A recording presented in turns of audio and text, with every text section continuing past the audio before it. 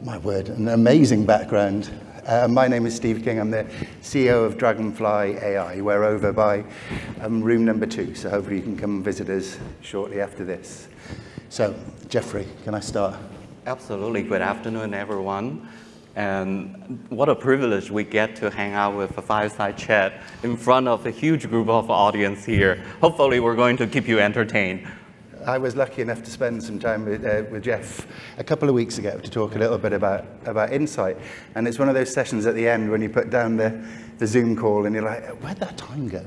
Yeah. And where I wanted to start really was just a bit about your background. So you had a PhD in food engineering, is that right? Or food science. So Steve is one of the person who actually read someone else's bio. And typically, I don't put the PhD part in my intro, but thank you very much for calling that out. It's so interesting, on the other hand, Steve, we chat about this. It's the inside world have evolved so much, and there's cross-pollination coming from different capability, different knowledge field can actually help the inside to be more robust and holistic.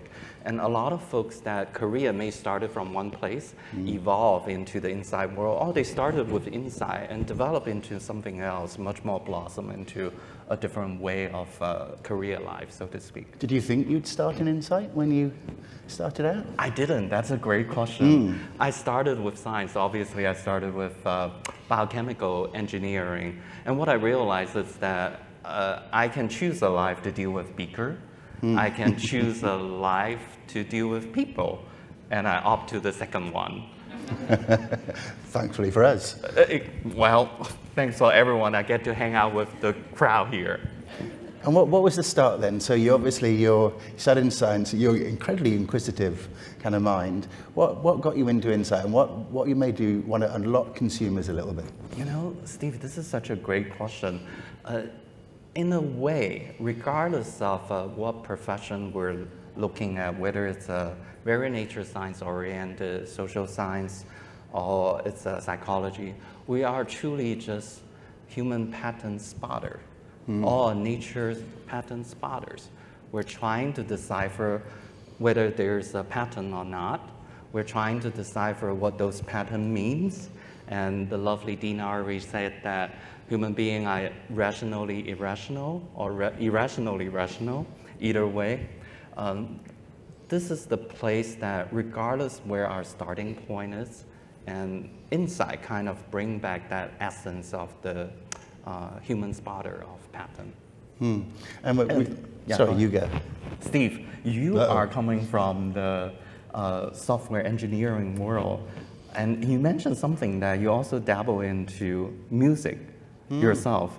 What is the connection between software engineering and also music? Again, it's patterns, isn't it? And when we're thinking about unlocking consumer insight, this word patterns comes up again and again. In music, I used to love the kind of the unpredictability, but also the predictability, and then finding the rhythms that we made one people, two people, all people interested in music. So for me, it didn't really seem any different from what we do at the moment. Just pattern spotting again, similar to what you said. I was a software engineer, so that's also a bit more pattern recognition.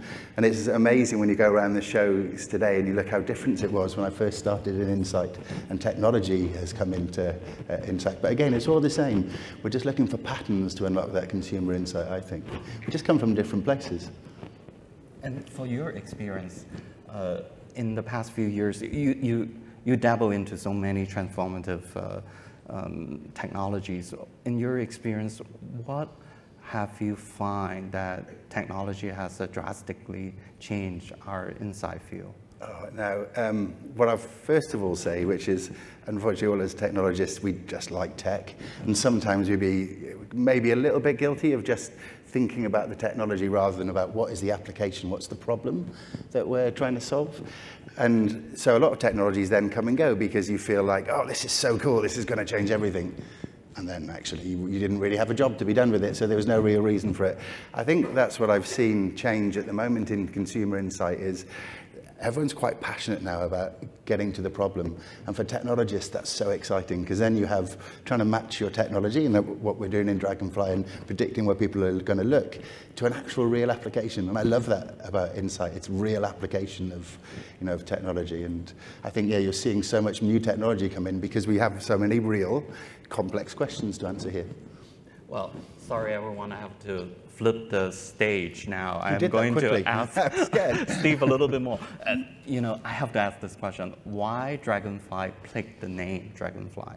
Oh, great question. Now, and I have an answer.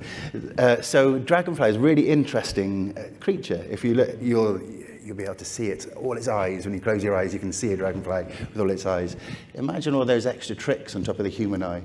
A dragonfly has specific parts of its eyes to see specific things and solve specific problems. It can see almost 360 degrees. It has depth and color, which human eyes can't see. And we love that idea about putting lenses on top of human vision and the way as consumers see to find useful insight. And that's really where the name came from.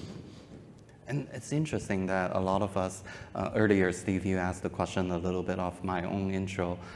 Nowadays, I'm working in the world of agile innovations, and I always like to talk to my friends, my colleagues, friends that in the field, colleagues in the field, that innovation is not for the faint at heart. These days, a lot of us is living in a world of agile and speed up of learning, and all these technology finally find its place to tap into the tension point we may have. And Steve, you asked me a little bit about what do I see in agile innovation, what can be the tension point. If I were to reflect, compared to a few years ago, I probably don't have a very clear mind. And now I can see that first, in agile innovation, we are needing more and more to bring elements of, especially its design, into the early phase of innovation, make design into more iterative, and also make design to be holistic. Holistic is a big word. So what exactly does it mean? Holistic, in Jeff's humble view, it needs to connect to the story. That can be the concept, that can be a proposition, which is bigger than just a concept story itself. It can be the type of service and the type of product we're trying to deliver. If I'm coming from a food industry, food world, does the design, external design, reflect what is the experience of the product? How can I surface that earlier? The other tension point is, instead of a one-off contact point, oftentimes, that's what the gift of the design, to more the later phase of development, how to woven that into the MPD process early on, make it into iterative. And a lot of you probably working on design, we all know that traditionally speaking, stakeholders have the highest power. How many of you experienced that? I saw a lot of head nodding. I appreciate that. We don't have to raise hands.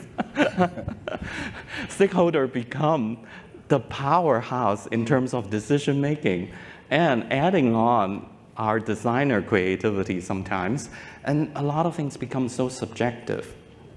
My experience with some of these digital tools is trying to figure out what is the way to incorporate elements of objectivity to offset subjectivity, and then find a way to make it to be efficiently integrate into the development process, also make it more repeatably repeatable. And you talked about agile, and that's so hard, I think, in the manufacturing world that we work in. How have you managed to be agile and stay agile when you have stakeholders in sort of slower moving kind of parts of their organization? I feel like we need to go to New Mexico, have a full retreat to digest agile. I'm sure in this audience that everyone have experienced some kind of journey in the agile journey. I think agile is a great way to reframe how we think about process and innovations. I think we somewhat overly simplify, especially for a lot of us coming from a bigger organization. We probably overly simplify why an entrepreneur is able to bring agile to life. And that goes beyond culture, that related to process, that related to risk-taking, that related to how willing we are to transform a validation-based culture to a more learning culture. And when we're doing more experiment, that allow us to learn a little bit of things here and there and compile them together. I think the traditional marketing research world and even a lot of inside research world, we tend to focus on larger research, bigger research. In Agile, it will be helpful in different phases, but this cannot be the sole element for us to rely on. So I would advocate the idea of bite-sized research, how to discover the tools can help us to harvest bite-sized research, bite-sized learning, and make that learning itself its iterative, that we can reaffirm or disapprove. It's a great pun as well, bite-sized, based on where you work and where we are. Talk to me a little about technology then, because you have a real passion for technology and you're picking up early technologies. And when you come around a show like today, it's amazing to see like some of this new technology. How do you assess if a friend, a supplier comes in with a new idea in technology and you've got your agile pipeline working? How do you assess, what's going to work, or how do you think about that? Steve, that's $1 million question. I think I will need to hand the mic to the audience here, only if I know how to solve that. No, I don't know how to solve it, and that's a great question. I literally talked to one of my mentors just a couple weeks ago. I said that, well, Lisa, how did you identify all these wonderful tools? Can you teach me what is the path of your thinking and you process your logic? For Jeff, a lot of time it's about serendipity experiment. And I come across with Dragonfly about a year ago, coming from a couple great friends of mine in Mars organizations. And that will be Anna and also Nick. I have to name dropping here a little bit. So I do the justice that I reference both ladies. And at the beginning, I don't know what to do with Dragonfly. It is a tool that helps to understand how design is going to catch attention from individual. And I have to eventually figure out how I can weaving that into the development process, agile process, and also what is the strength. And also funny that when you identify the strength of a tool, you also need to identify how can you put a shield around the superpower of this tool. Because no tool will be the one tool. There's no silver bullet. And ironically, this morning, what triggered my thought is a Marvel movie. If we think about, I'm not a super Marvel fan, but I love Marvel. It's never about just one hero. It's a team of heroes. So you find the superpower of Captain American and balance that with some other superpower. And in this case, even the process when I am applying Dragonfly into my learning process, I also need to find what are the other tools complementary. And one of the tools is actually in this exhibition hall itself. But happy to talk to everyone after the time. You can talk about everyone. I think it's fascinating. So you have these new tools, and your $1 million question you answered very, very well. And I'd say even when I've been working in research in the last 10 years, it's completely changed. And the new skills and new people are coming. If that was $1 million question, I'll ask you the $1 trillion question. Let's forecast another 10 years, shall we? Let's sit out there. We're trying to unlock consumer insight in the future. Will it feel different? And what kind of tools do you think we might be talking about in a decade's time? This is the place Jeff is going to fail in that question. You said that all the time. Obviously, AI. Everyone is looking at AI. I reflect myself as that I come from a classic training of how to do research, how to think about research. Now I need to put myself as a pupil again and learn how to work with ChatGPT. And Steve, we just talked about ChatGPT is your friend every day, at least 30 minutes of time. Yeah, it is a great point. I think AI obviously it's happened quite slowly, but also fast. I remember when first ChatGPT came out and we were trying to do some insight through it, like what images and what text we could put through it. And it was just a bit laughable back then, even only about 6 months ago. In that 6 months, it has changed again. You know, it's now much, much deeper. We're generating images with complex patterns, which we can then test. You know, I guess the question happens is, you know, what happens next? We seem to be automating quite a lot of the simpler tasks, but how far can this really go? You know, will consumer insights be unlocked completely by AI in 10 years, or do you think there's a good job for us good old humans here as well? I hope that AI can be just our partner, other than replace everyone here in this lovely room. And in 10 years, I definitely would love to see everyone still here in this lovely room. I do think that AI is like a friend, and this is a new friend. And in this interaction, in a way, we're trying to learn what is this friend about, what is their style, and how I can collaborate with this friend together and find our common ground and find the secret language. You can communicate much easier with this friend that maybe when you talk to other people, it may be a very different way of communications.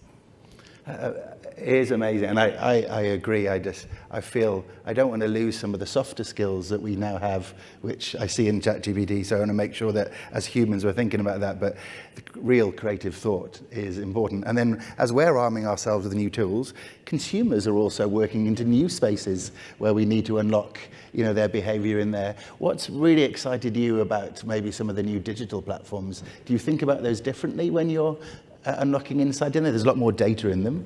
You know, they tend to move a bit faster. The segmentation can be different as well. You know, how do you think about, you know, new digital and how consumers are changing? So for some of you not aware of the full portfolio of Steve, Black Swan is also under Steve's belt, and that can be another way to quickly capture all the different trends from a megascope perspective. Yes. Then the other part is that I think in order to build a better relationship with consumer, it is also to think about what are the blind spots we have. Blind spot maybe, now we said something about how AI can help us to see blind spot, and there's also different tools help us to see blind spot. Reflecting on innovation process and the journey of innovation, oftentimes we're very good with consumer forward. We think about how to make sure connect to consumer early on. But we're not always very good to bring shopper mindset, shopper experience to forward. Tools like Dragonfly definitely help me individually to think about how to integrate shopper mindset early on. For example, a very specific example, if you're thinking about when we're designing graphic, oftentimes we focus on the lead SKU graphic, and we spend a tons of time to perfection that. When we're introducing things on shelf, most likely in the CPG world, we don't introduce just one product. We introduce a line. And for our consumer, what they see is not your lead SKU graphic. They see the block of graphic. And how to make sure that when we're designing, focus on that lead SKU, not to lose sight of the rest of them when they're presented as an army on the shelf. And some of these, back in the days, there's not tool available for us to assess these early on in the early phase of proposition development, concept development. Now we started to see sprinkles presence of these tools, and that's the place where experiment happening. I don't think I know all the experiment. I would love that anybody would like to do more experiment in the future. We can exchange, and I can learn from all of you as well. And I love that you talk about shopper as well, because so much now we talk about online and your behavior and retail. It almost feels romantic for me to go back into in-store as well. I love the image you gave of the blob that consumers see. What other blind spots do you worry about when you're doing your consumer research? God, so many of them. So many of them. If coming back down to the design world, I'm trying to focus back onto the design world, I would say that how to make sure that we don't, when the journey of innovation is not an easy path, how to make sure that we don't constantly Frankenstein. We do learnings, we learn smarter. Sometimes it does happen in the process. We create a mini Frankenstein, and then we need to rewind how to make this Frankenstein become more humanish, and how to reduce the Frankenstein component, and which part we need to remove. That probably constantly gets me thinking and motivated to do more experiments, so to speak. You know, Steve, I'm going to flip the script a little bit here. I know you have dabbled into the tech world and entrepreneur world for so many years, so much experience.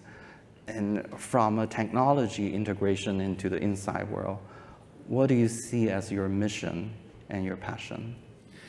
I do, as you've rightly said, I think artificial intelligence is incredibly, is very interesting. For me, I am now 49 years old. My concern is, do I understand the next generation of consumer? And that's why I love technology and data, because it allows you to, to understand that pattern. I'm probably not going to play much Roblox, to be honest, in the next couple of years.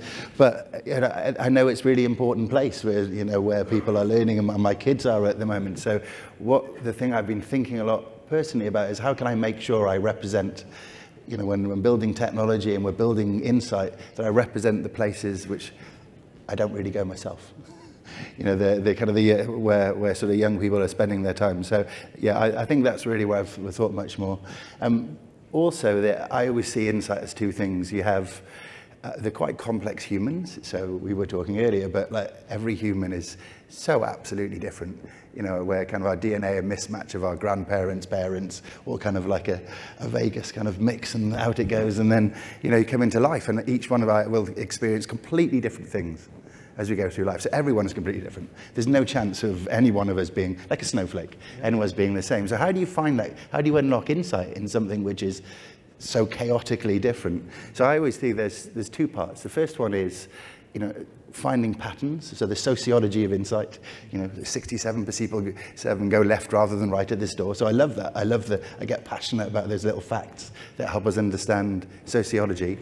But then there's lizard brain. I really love lizard brain as well. So that's the system one thinking, and what we do at Dragonfly is intercept before the conscious mind loads up, and that the individualism loads up and react. I love the thing that sits underneath in that lizard brain, system one thinking. And that's where sort of the passion for Dragonfly is at the moment, is we found a way to access that lizard brain and intercept what people's eyes are going to see, and just to imagine what we can do with that. So yeah, I worry a lot about the change of myself and technology, but I love the lizard brain. It's so interesting you talked about System 1. Daniel Kahneman brought up System 1 many, many years ago. And now technology enables System 1 to resurface as another topic. I'm actually very impressed with this year's Quirks, the diversity of the topic versus last year. AI have its place. And I hear, at least in this morning, a lot of reference about System 1. And interpreting this interaction to System 1 in somewhat different ways. Is it scary and weird, or is it just useful? It's always useful. There's never any, for inside folks, I don't think we scare for anything, because we see the roadblock, we'll just march on. I like it. Now I'm going to open for questions in just a moment. I couldn't read. Did he say 5 or 10 then? Say 5 minutes. 5, oh, great. Good. Does anyone have any questions? I told you, go quick. Yeah. Do you want to raise a hand if you have any questions? And you might have to shout out, sorry, because I cannot run with you with the mic. Do you mind shouting out? Sure, yeah. Dave Mundell. Dave. Hi, Dave. Yeah. Hi, Dave. I really like this agile thinking. And so in looking at agile, this is a question for you, Jeff. Is the whole idea of frameworks of learning. Mm-hmm. The distillation of like behavioral science, System 1, System 2, framework, or other frameworks. Do you build frameworks to help you in your agile, yes, to speed up your learning and decision making? Great question. Great question. Yeah, you go. Steve, go first. Oh, first. Yeah. I'm much more of a software agile guy, so I don't understand so much, the frameworks you require in a larger organization. I've fortunately been bred in small, almost agile organizations. I think you've got a much better answer for an agile for a larger organization. And for us in Mars Snacking, I think we just started to dabble into adopting agile into our mega system, our traditional process. I would say that experiment is not done, and we do have a moment of reflection. And Dave, thank you for asking the questions. Yes, we are started to build up framework, but make sure the framework is flexible enough, still give breathing room for experimentations. And the framework itself is not to live there purely for efficiency purpose. The presence of framework is to allow other experiment to happening. Hope that helps. Great question. Nick? Jeff, you mentioned we often bypass the shopper experience from an insight perspective. How am Mars using Dragonfly in that context? Is it point of sale or packaging? Great question. This is not a sales story for Dragonfly, by the way, but I am passionate about figuring out how to leverage a tool into the process. I mainly use it for design. What I appreciate the tool itself is first, it can focus on the attention capturing ability of a graphic design. And second, it's that it allows a quick evaluation of the shelf presence. And what I love about the Dragonfly tool is that you can literally take a picture of the shelf and superimpose your new graphic into it amongst your competitive environment. Back in the days, guess how many months before you can get the planogram from a channel through the sales individual after months identify who's the right person to talk to. And so all these become very practical. Then the next part is about how to integrate a tool into the process other than a one-off event, make it into a iterative interceptions. Even for a large bird like us, not every single project can put a lot of money to evaluate design. And only the high priority budget can go to do shopper lab and so on and so forth. So what about the poor, smaller budget project people? And to me, the presence of these kind of tools also democratize the learning ability for every single project. Great question. That was brilliant as well. You talked then almost naturally about how you flipped to being more agile. It felt like it took longer to get that insight before, but now you've got it more instantly and more, that you can be more agile and move fast. Yes, and that comes back to Dave's early question. When I started with Dragonfly, I don't have a framework how to utilize it. And if you ask me, do I have a framework now? Yes, I have an open modifiable framework in my mind. Right, I've got my glasses on so I could see that we had to stop then, so I'm afraid we have to stop. Can I just say a huge thank you? You're fascinating to talk to anyway. Thank you. Fascinating and for everyone as well. Thank you for the honor. Thank you. You're a good man.